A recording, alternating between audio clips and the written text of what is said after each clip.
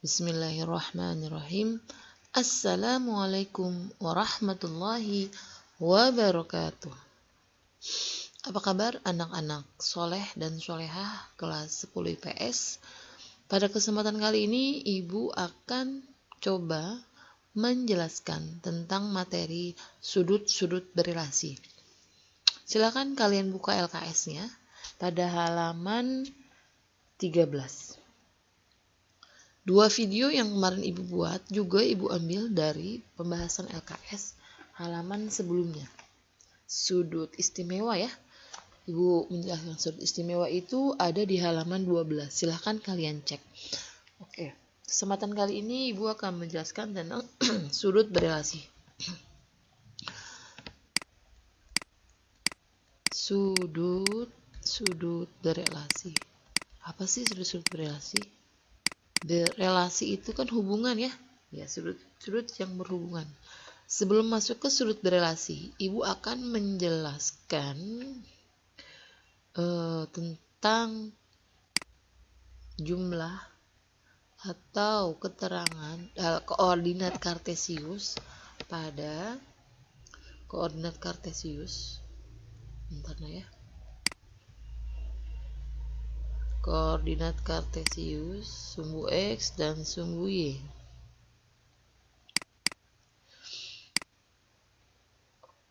Dalam satu putaran penuh, ini kita berlawan arus jarum jam ya.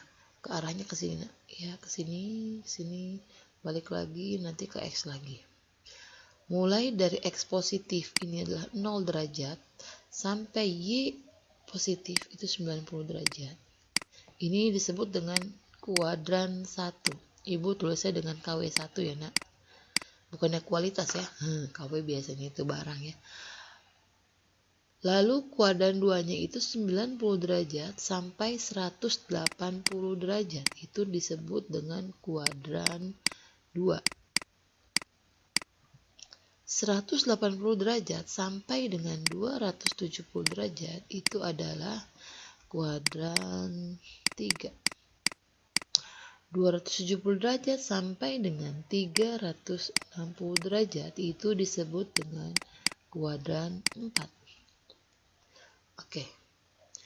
Yang bernilai positif di kuadran 1 itu semuanya positif. Siapakah semuanya? Kita sebut dengan all.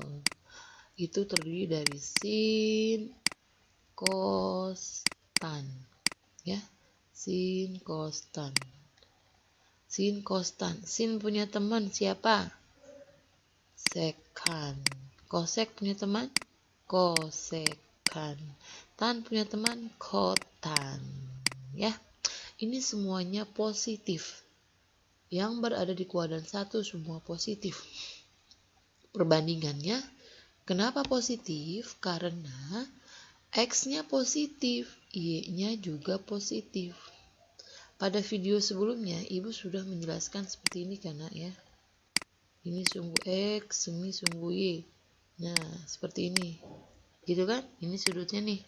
Nah, ini Y-nya positif, ini X-nya positif. Maka semuanya positif. Ini untuk di kuadran 1. Untuk di kuadran kedua, yang positif itu adalah, lihat, Y-nya positif. Tetapi dia di sini X-nya negatif kan? Nah, ke kiri negatif, X ke kanan positif, X ke kiri negatif. Maka yang positif di sini hanya sin saja dan temannya siapa? Sekan ya. Sin dan sekan positif di sini. Cos gimana Bu? Ya negatif. Kosekan juga negatif, tan juga negatif. Kenapa sin saja yang positif? Karena kalau dibuat segitiga nih nak ya. Ibu bikin di sini aja, nanti Ibu hapus lagi. Ini Y, ini X. X-nya kan negatif nih, min X. Y-nya positif, ini R. Kalau sin itu perbandingannya apa nak? Depan. Depannya adalah Y ya kan? Y per R. Nah, sinnya positif. Kalau cos kenapa negatif? Cos karena samping min X per R. Nah, maka kuadran 2 cos tan itu negatif. Hanya sin aja yang positif. Oke, ini Ibu hapus lagi karena di video sebelumnya udah Ibu jelaskan. Selanjutnya di kuadran ketiga. Kuadran ketiga, siapa yang positif? Di kuadran ketiga yang positif itu hanya siapa yo? Tan dan kotan ya. Nih yang positif hanya tan dan kotan. Karena apa? Di sini sumbu X negatif, sumbu Y-nya juga negatif nih. Sumbu Y-nya negatif. Perbandingan tan masih ingat? Di video Ibu sebelumnya, tan itu adalah perbandingannya apa nak? Depannya adalah min Y per min X. Min dibagi min positif. Begitu dengan kot. Kot itu kan kebalikannya. X per Y. Maka di sini yang positif hanya tan dan kotan. Sin, kos dan teman-temannya itu negatif. Kemudian di kuadran 4, siapa yang positif? Y-nya negatif, X-nya positif. Yang positif hanya siapa? Ayo ada yang tahu? Hanya kos dan temannya. Kos dan temannya siapa? Sekan ya. Allahu Akbar. Mohon maaf nah. Ibu Rat. Sin temannya kan kosek ya. Sorry nih. Baru inget. Sin temannya kosek ya. Kos temannya sekan ya. Oke. Ini urutannya aja nih yang berbeda ya. Nah nggak apa-apa. Ingat. Selanjutnya kenapa kos positif? Karena kos itu perbandingannya apa nak? Kos perbandingannya adalah X per R. Nah, kalau sin Y per R, Y-nya kan negatif. Maka di kuadran 4 yang positif hanya kos.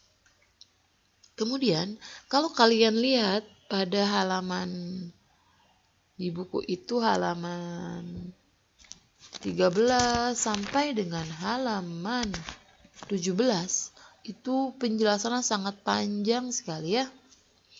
Dan fungsinya berubah. Maksud fungsinya berubah, jika ditanya sin 120 maka berubah menjadi min cos 60. Nah itu kan fungsinya berubah. Ibu tidak akan ajarkan dengan fungsi yang berubah nah ya. Ibu langsung aja contoh ya. Yang pertama, kuadran 1. Kuadran 1 Ibu tidak jelaskan karena kita pakai sudut istimewa. Kuadran 1 itu sudut istimewa. Ibu kasih keterangan di sini. Sudut-sudut istimewa.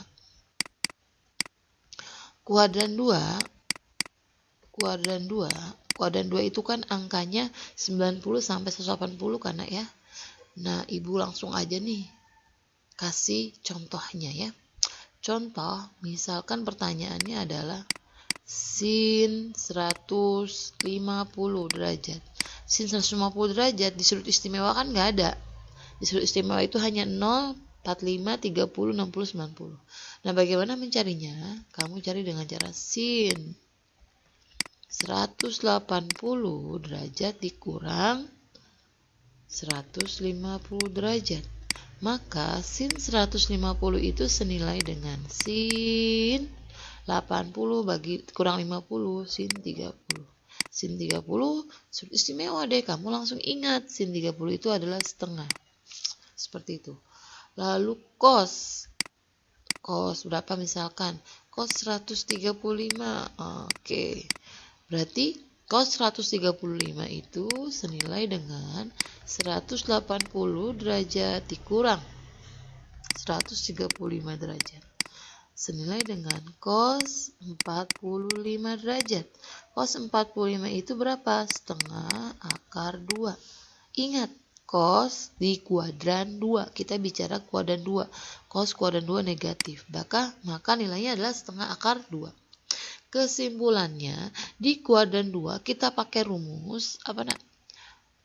180 derajat dikurang alfa. Alfanya itu siapa? Alfanya itu adalah soal. ya. Oke. Coba kalau Ibu jelaskan dengan contohkan dengan yang tidak istimewa. Misalkan tan 110 kan ada di kuadran 2 ya, karena 90 sama 180. Berarti ini tan 180 dikurang 110. Berapa?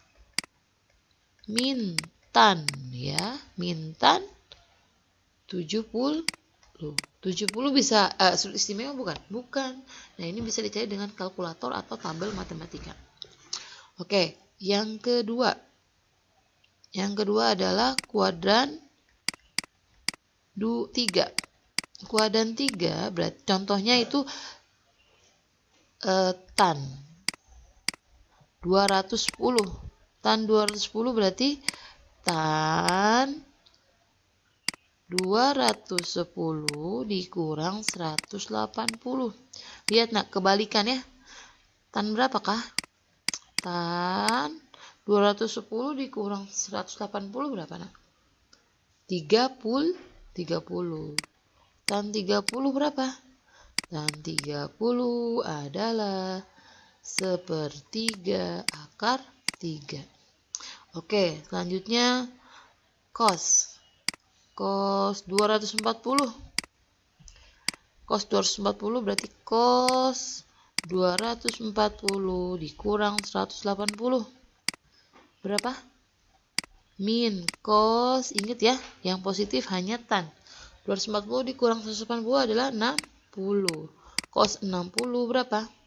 Negatif setengah. Dan seterusnya. Kesimpulannya, rumusnya apa nak? Simpulannya adalah kebalikan ya. Alfa dikurang 180 ya. Kebalikan dari kuadran 3. Kuadran 2. Kuadran 4 yang terakhir. Kuadran 4. Kuadran 4 contohnya sin. Oke. Sin 300 ya. Sin 300 ada di kuadran 4 nak ya. Karena 270 sampai dengan 360. Berarti caranya adalah sin 360 derajat dikurang 300 derajat. Berapa nak? Sin 60. Sin 60 berapa? Setengah akar 3. Sin positif negatif di kuadran 4 negatif. Maka di sini min setengah akar 3. Oke, selanjutnya cos ya. Mana nih Mas Ibu? Cos, kalau pindah ke situ. Cos 315 derajat. Cos 315 derajat itu berapa nak? Mouse-nya hilang lagi nih nak. Ibu mau ngapus ini sebentar. Cos 315 itu aja berarti cos 360 dikurang 315. Ayo, siapa berapa nak? 45. Nah, cos 45 derajat. Positif ya, karena dia cos di kuadran 4 dia positif. Berarti di sini setengah akar 2. Oke, kesimpulannya kuadran 2 itu kamu langsung aja pakai rumus, mana nih rumusnya? Pakai rumus 360 derajat dikurang alfa. Ya, rumusnya nih 360 derajat dikurang apa? Dikurang 2, dikurang 4. Kuadran 2 itu 180 min alfa. Di kuadran 3 alfa dikurang 180. Ya, ini kesimpulan dari penjelasan halaman 13 ke 12 tadi ya. 13 sampai halaman 17. Itu penjelasannya. Segitu dulu ya. Nanti Ibu akan kasih contoh karena udah 14 menit ya. Takut kepanjangan videonya. Semoga bisa dipahami. Terima kasih. Assalamualaikum warahmatullahi wabarakatuh.